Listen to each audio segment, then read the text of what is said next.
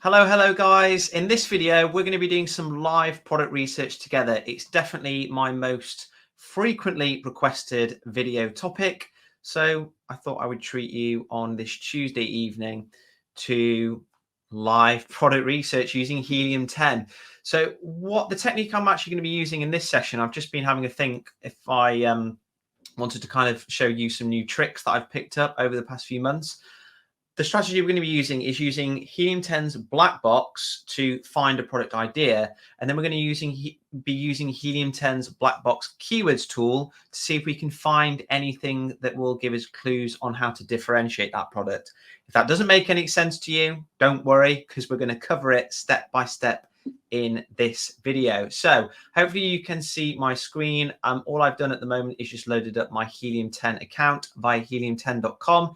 So if you want to follow along with this, you are going to need to get Helium 10. There's a description, a discount link in the description below, and then just go into tools and then black box. Okay, so if you are not familiar with black box, it works very much like a search engine of product ideas on Amazon. So you effectively tell Helium 10 the type of products that you're interested in selling, and that could be by the category, the price, number of reviews, etc., etc. And you plug that in, and then Helium 10 will go out and pull all the different products from Amazon that meet that criteria. So let's just fill this out together. We're in the products tab, which is the tab that I'm going to be using to find the product idea. And then we're going to be using the keywords tab shortly after to see if there's anything, any clues that we can be given on how to improve the product idea that we've hopefully found. So the first thing you'll need to do is always change this Amazon.com to whichever marketplace it is that you want to sell in.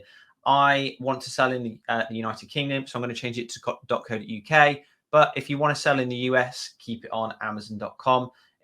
It's really important because it will impact the amount of the type of products that you're shown. The next thing to do is to ensure that you've got advanced here clicked or ticked. If it's as simple, you're barely going to see any of the filters. I think that is Helium 10's default. So just make sure that you've got advanced selected there. So once you've done that, you can then have a look at all of the different filters. Now, as you can see, there are many of those. The ones that I typically will always play with are the category and subcategory ones. And when I am considering which categories to sell in, I'll typically only look at the following: baby products, beauty, business, industry and science, DIY and tools. Sometimes electronics and photo, you can kind of load the subcategories here and kind of click into those. The reason I say sometimes is just because occasionally it will show you like computers and quite techie products, TVs and things that would be super competitive to sell. So I'm going to leave that one for now. What else? Garden, yes. Grocery, it might show us quite a lot of food products, but screw it. Let's show it. Health and personal care, home and kitchen, pet supplies, sports and outdoor, and stationery. Those are the ones, guys, that I typically would focus on. There's no hard set rule. Whenever I'm talking about product research on my YouTube channel in the training academy that I have, it's always guidance, right? It's not prescriptive. Go with what you find the most interesting. Those are just the product categories that are typically the most beginner friendly. If you often find, a little tip from me, if you find that the list of products that you're getting is just full of rubbish once you have used this and you've run Helium 10, you can come back and just press this little arrow here, and it will allow you to kind of start unfiltering things. So like baby clothing, for example, baby shoes, and so on. Just to kind of make this task today as straightforward as possible, I'm only going to select one category, and I want to do baby products. And then I'm just going to click into the subcategories. I don't want anything to do with clothing or shoes, just because the return rate is probably quite high. Let's see what else we've got. Maternity clothing, no. What else have we got? I think everything else there seems okay. Just a very quick look. The next category that the next filter that we want to consider is the price point. Now, again, there's no hard set rule with this, but typically whenever I am considering a product to sell on Amazon, I don't like to go so low that the profit per unit is going to be like not worth getting out of bed for. But then I don't like to go so high that it results in you selling products where customers really need to think about their purchase, and they might want to come back the next day after having looked at a load of your competition. And that for me results in a range of price point of being 15 to like 60 quid. Again, this is just my guidance here. Have a play around with it. If you don't see results that you quite like, broaden it, increase the top level of the price point. There are a lot of advantages to selling products at a higher price point, which is less competition. But like I just said, sometimes the conversion level is lower because customers need more time to think about it, or they want to shop around or whatnot. So price point 15 to 60. Review count and review rating. It's a big point of discussion in the YouTube world with Amazon FBA coaches. Some people say if the review count in a niche is really high, it indicates that it's super saturated. Stay away. I don't agree with that. I think if a customer sees a really good product offer that's got 10 reviews and they see an okay offer that's got 500 reviews, they're still going to consider the one with the lower amount of reviews because the offer is more appealing to them. So what is more attractive to look at is the review rating. If you can find a product that doesn't have a very good score, customers are moaning about it and saying the quality's low, it doesn't do this, it doesn't do that, then that gives you an opportunity to improve, doesn't it? So it's the review rating, I would say, that I'd pay more attention to. Let's just say 4.5, and review count, just to ensure that we're not showing niches where every single seller has got thousands and thousands and thousands of reviews. I'm just going to change that to 800. But that, again, is just to help me filter down the results. Play with it. If there's one thing you take away from this video, always play with your filters. Don't just put something in and think there's nothing there. Come back the next day and change it a little. So monthly revenue, this is a big one that a lot of people don't really appreciate the right figure to be using when they're using Helium 10.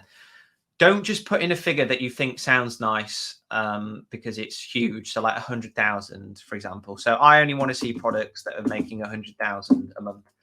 The reason you can't do that is because, remember, when we're selling products on Amazon, we need to ensure that we are always in stock as much as possible and that we can afford to be competing.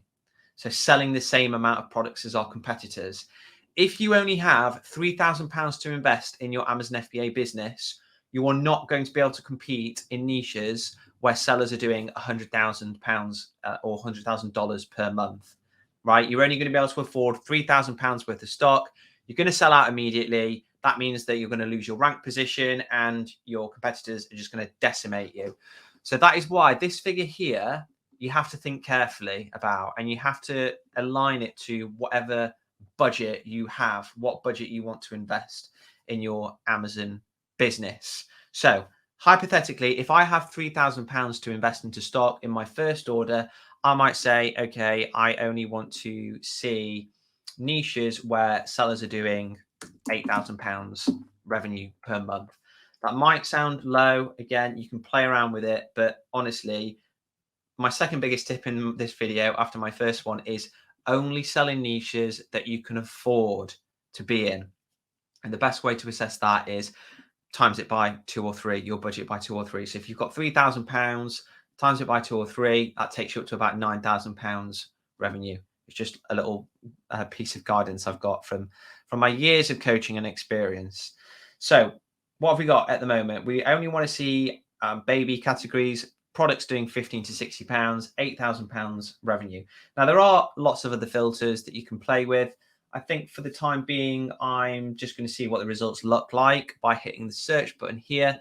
If they suck, I'll come back and have another little play. Okay, so the results have loaded and we've got 500 product ideas for us to explore further. So if you haven't seen this before, for some reason it's not displayed in the right order, in order of monthly revenue. If we just click monthly revenue, it should put it now in order of high to low. But if you haven't seen this table before, it's basically the output of all Amazon's products that it offers on its website according to the filters that you set, so reduced according to those filters. So you can see that we've got the product, its price point, the monthly sales that it's making, the monthly revenue that it's doing, its reviews, and so on. So one of the first things that has popped up is Pampers. Now, this is obviously a huge brand. It's nappies. The seller is Amazon. So that is something that I would stay well away from unless you've got a ginormous budget. So in probably 99 cases out of 100, that one's going to be a no. So you can either just skip it or you can just tick it. And there used to be a little bin button, but it looks like they may have taken it off. I don't know why they would have done that, but in any case, let's keep going. The next one, all seasons toddler sleep sack. So I don't know how that's crept in because that is actually like baby clothing, isn't it? And as I said before, I wouldn't really want to sell a product that was clothing.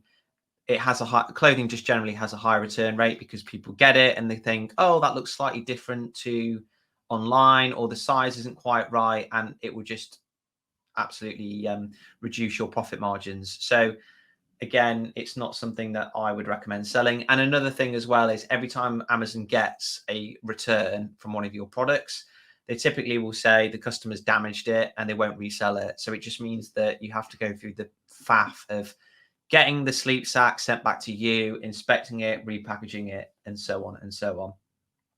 So the next one, trade quote baby travel cot mattress. Okay, this is an interesting one because, and this is one of the reasons that I do enjoy doing these videos, because it shows you how my mind works, which will hopefully help you guys too.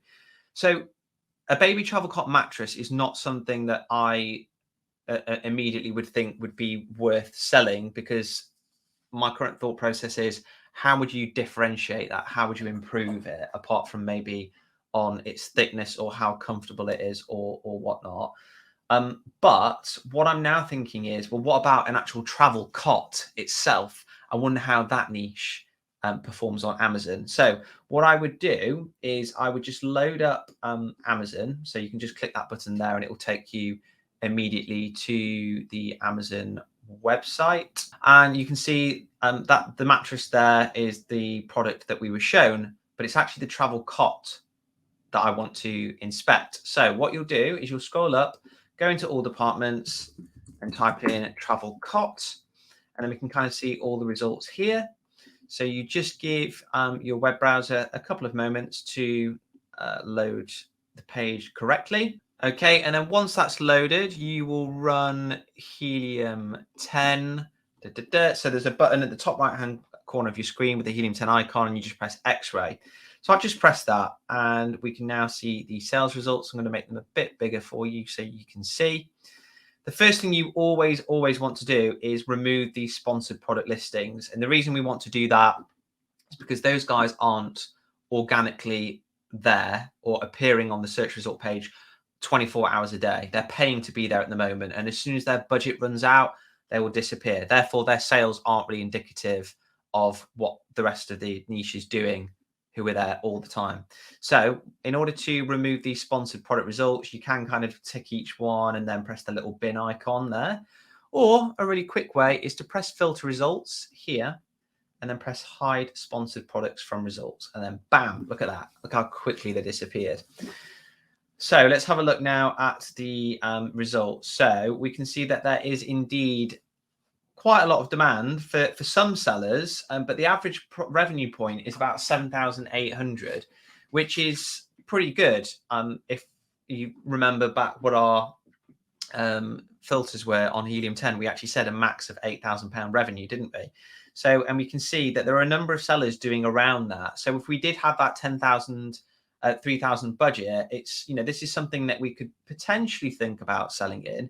And let me just walk you through my thought process, because my mind's absolutely whirring at the moment. So the price point varies quite a lot, but we can see that generally speaking, it's around that 50 to 60 pound mark, isn't it? So we've got 70, 70, 60, 60, 50, 50, and so on. So that means that your profit per unit is going to be quite attractive, I would say, on an absolute basis with this niche. So that's a tick mark for me. The next thing that you want to have a look at is the search volume over time. So just ensuring that it's not a trending or seasonal product. Instinctively, I would say that the travel cot niche isn't going to be trending or seasonal, but it might be to some respect, more people go away in the summer, don't they? So results might increase. So in order to just assess how demand looks throughout the year, you can press this here, this little chart, which is giving you the sales demand over time. So how many people are searching for travel car over time?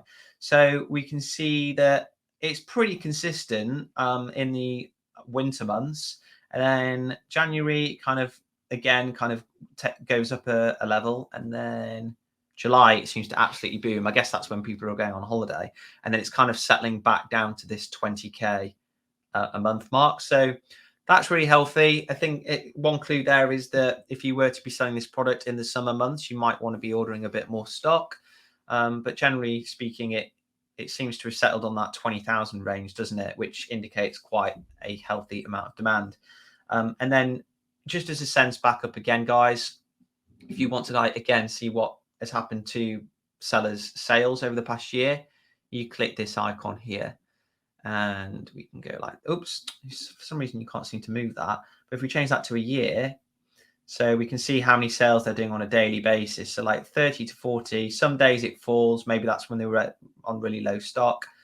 But generally speaking, it seems to be ranging quite a bit between 30 and 60, doesn't it? But yeah, I wouldn't say from that it looks seasonal to a worrying amount anyway. So we've checked out the sales graph. We've checked out the price point in terms of the actual revenue figures. So we can see that some sellers are actually quite dominating this niche here. We've got someone doing 50,000, well, rather two brands of the same doing 50,000. There's another two the same there. That is something that you would definitely want to look into further. I'm not going to do that now, but I would be looking at who this Red Kite is. Is it a big British brand, or is it a Western brand, or is it just a Chinese seller that's kind of dominating this niche? Always something to pay close attention to if you see one particular brand doing it incredibly well and other brands, quite a bit less. There might be a reason for that. There might not be. It's just something to take into account. Then we've got the revenue column here, which we've already spoken about. So we can see there's lots of demand here, and there's quite a few sellers in that £10,000, £8,000 to £10,000 area, which is promising. As I said, we've got these bigger sellers here, so we definitely want to investigate why they are leagues ahead of these guys. It could be because of brand dominance. It could just be because they've got a good ranking position. Then the next few columns that you might want to take a look at are the seller country. If you look through this column here and you see a lot of CNs, so it says China, China, China, that can sometimes indicate that the quality of the listing might be poor, or that the niche needs a Western seller that can stand out with better branding. Doesn't always. But what's interesting here is that we've got lots and lots of AMZ, which indicates that it's Amazon selling in this niche, which is often a little bit of a red flag. So it's looking more and more, isn't it, that this niche might not be the golden child that I thought it was. But with that said, I'm going to keep analyzing it anyway, just to kind of show you my thought process and what I think overall. We've got this niche here, Amazon, Amazon, Amazon, Amazon, and then GB, which indicates that it's British sellers. If this all said CNCN, so China, so like here, that is where I'd be thinking, okay, there may be, an opportunity here to improve the listing, do better branding and so on. But as it stands so far, yeah, there's a number of crosses in this niche. I don't think it's quite as good as I maybe envisaged. But let's keep going anyway. I just want to show you my thought process. So ratings, the average score is really good here. So 4.7, 4.5, 4.6. What I tend to look for when I'm assessing these niches is rating scores of 4.5, 4.4 and below, because that indicates that there's room for us to make improvements, which we can look to discover by reading the 1-star reviews. But these they actually look quite good. So sorry guys, it looks like this travel cot niche is going to be quite tough to compete in. But anyway, we move on.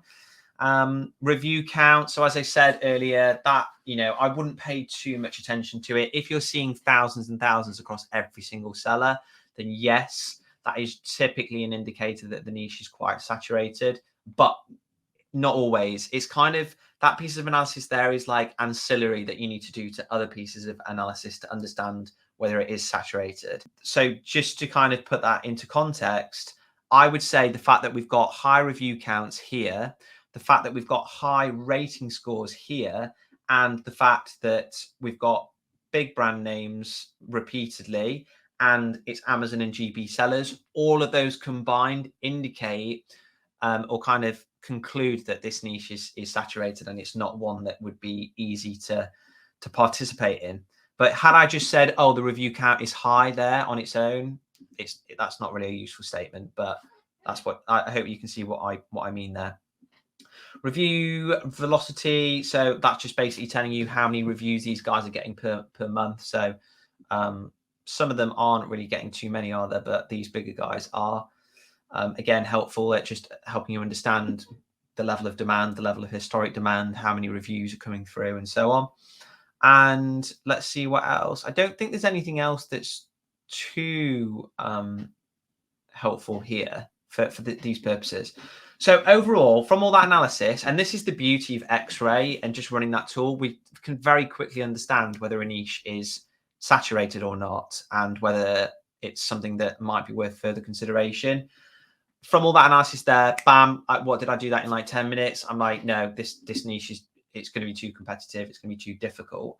But just given that I don't want to restart that whole analysis again, because this video would just go on forever and ever and ever. If the review level of demand there was high, and we saw the review scores were low, and it was made up of lots of Chinese brands, and upon further investigation, we kind of clicked into one of these listings and we saw that the pictures sucked. So these actually look quite good, don't they? I don't think they are even Photoshop, to be honest. But if we saw all that, and it was just lots of ticks, the next thing that I would do is to use the keywords tab. And this is the real beauty, the jewel that I wanted to actually really demonstrate in this video. It's just a shame that product there wasn't any good. But what you would do is you click into keywords. So once you've found that product idea where you're like, this looks quite good, actually looks quite attractive, there's demand, there's room to improve, and so on, you want to come into the keywords tab here. So all I've done is to press keywords right here, and it's loaded the same filters as before. So what I will now do, and I can't promise if this will work or show me anything good, is type in the main keyword that we just looked up. So travel cart. And then I just want to see if there's anything else. So these filters are all similar to the black box products one, except it's going to show us keywords. But given this is the second part of our analysis, we don't really need to type anything else in. Oh, of course we do. We want to make sure there's actual search volume in the suggestions we've got. So travel carts, and then let's type in search volume of minimum 300 and word count 2. And the reason we want to do that is just to make sure that the results that we're getting are not just random things like baby or travel or whatnot. So 300, word count 2. Let's search, and if the results are rubbish, we can just run it again. Okay, so the results have loaded, and it's found 21 phrases that include that keyword travel cart, as well as anything else that customers are using when searching on Amazon. And remember, we've specified that minimum search volume of 300 searches per month. So hopefully we're actually going to get some valuable results here. So first of all, the top result is travel cart. We already knew that. We're going to skip it. The next one is travel cart with mattress included. So straight away, you can see the value of doing this exercise. We are being shown a keyword that is being used 8,500 times a month, that 8,600 number there, by customers looking for a travel cart that has a mattress included within it. And that you can just see the value of this exercise here. We've now got the idea that, okay, the travel cart niche itself might be too competitive, but what about those 8,500 customers that don't want a travel cart? They want a travel cart with a mattress. Is that niche being addressed?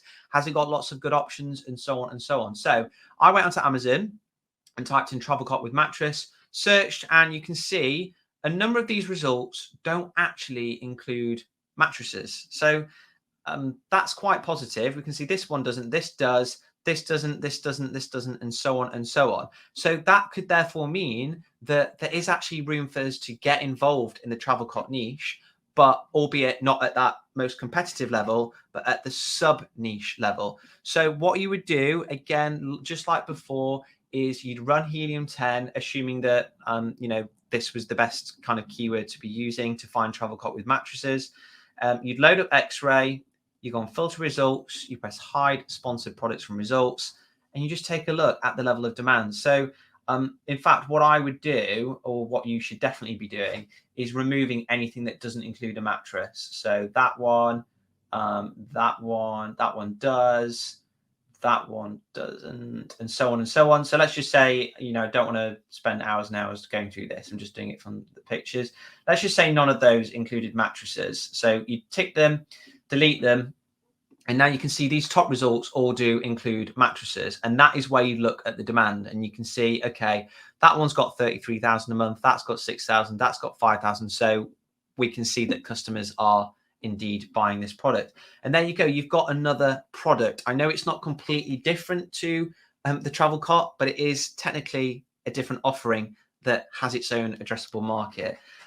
Again, just from a very quick look there, I'd probably say travel cots with mattresses still isn't quite different enough, or there were too many sellers there for it to be worth our while looking into further. But you see my point, right? Let's keep going and see if there's anything else. So travel cot mattress, we obviously know that that's going to be searched for. Sheets as well, maybe that's something we look into.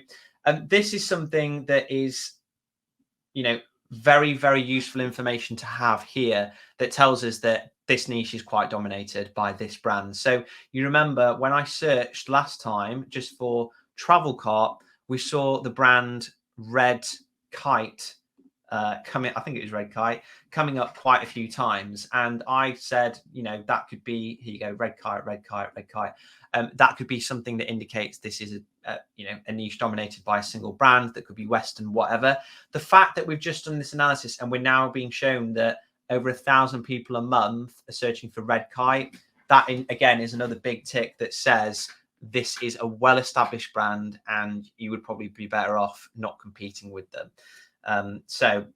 But again, that's directly with travel cots, isn't it? Let's keep looking, keep scrolling down. Okay, so we've got, this is another one, interesting one, foldable travel cots. So we've got 679 searches. Are these travel cots all foldable? So if we type in foldable travel cots, we might find something that is. So we've got one that is.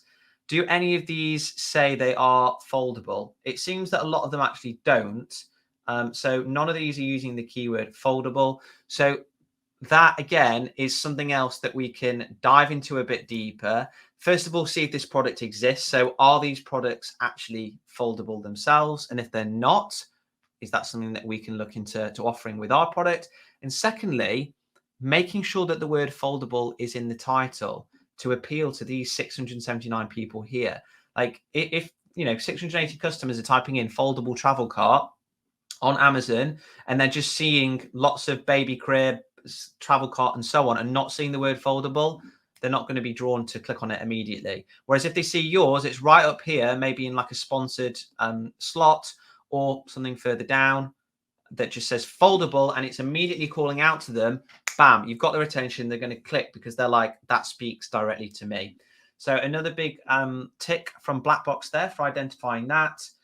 And let's just do once more. What about travel cot with zip? So that is an interesting one. Travel cot with zip. We're going to type it in, press enter, and it's the exact same thought process as before. Did any of these have a zip? Maybe it means like on the side to get the baby out. I don't know. You'd have to kind of look into that further. But again, I'm not seeing the word zip appear really anywhere. We've got zip cover. It doesn't seem to be actually in the any of these titles. It's got zip cover, but I don't think that's quite right. So to these 600 people here and to the 600 odd people doing foldable travel cart, that's 1,200 people that we can, kind of speak to with our title that says foldable travel cart with zip.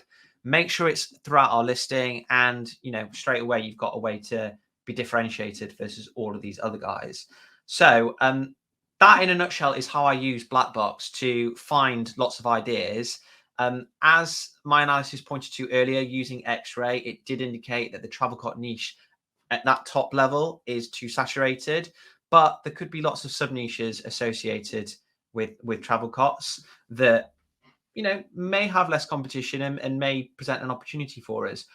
What I'm just going to quickly do before I end the video, I've just thought of something else that you could do, is if you click into any listing that's within the niche that you want to sell in or that you're investigating, and then scroll down to where it says best sellers rank and additional information, just press COTS there, number 11, and then you can just have a look at all the different results really easily, and that will just immediately show you which like the variety of products that there are. And look at this one here. You've got foldable travel cart, portable. So it's got those keywords in. It's not very well rated, but let's see how much it sells. So if we click into it and then click X-ray, and let's see what Helium 10 tells us the demand is. Honestly, you can have so much fun and just spend so much time doing this. I've spent nearly 40 minutes now going through this, and I only discovered one product. Look at that. £7,000 these guys are doing a month in revenues, and they've got a 3.5-star rating. And I would be willing to bet it's all because they've got the word foldable in there. They're including a little changing table and all sorts. Like it looks like it's got a zip as well, actually. So they've probably done what I've just done there. And an additional way that you can stand out here is these guys are doing their fulfillment by merchant, aren't they? It doesn't say Amazon FBA or fulfillment by Amazon. So you're able to offer that prime delivery, get it to the customer tomorrow instead of four days from now. So yeah, guys, that is it. I hope you've had fun and kind of seen the ramblings of a madman when doing product research. It is hard product research, but using tools like Helium 10 Black Box just makes it so much easier and so much more efficient. And it does get fun and it gets better the more practice you put in. So keep practicing, keep playing with those filters, keep checking out products, even if you think they might be okay, they might not, just so that you can get used to the process of what you need to do and what you need to think about. And just make sure you use these black box keywords and products tabs. Most people just literally stick to this products tab and they find a product and then they kind of go, that's it. It's too saturated. They never think to go into keywords to find out the related keywords that customers are using to give clues on sub niches that might be a lot less competitive. So I do hope that you've enjoyed this video. If you want to see more videos like this where I'm doing product research or anything else, just let me know. All right, gang, see you next time.